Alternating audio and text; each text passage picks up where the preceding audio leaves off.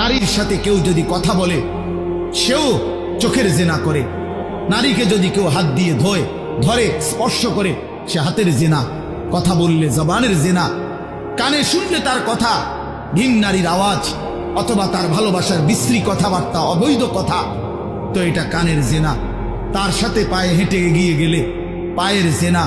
অন্তর দিয়ে কল্পনা করলে নারীকে নিয়ে অন্তরের জেনা।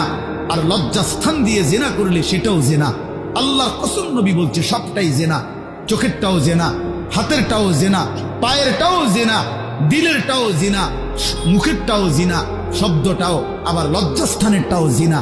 অতএব যে কোনো স্বামী স্ত্রীর সম্পর্ক ব্যতীত ভিন নারী, ছবি হোক বাস্তবে হোক, নারীর সাথে যার সম্পর্ক, আল্লাহর কসম, রব্বে কাবার কসম, সে ব্যভিচারী, লম্পট, দুশ্চরিত্র, জেনাকার।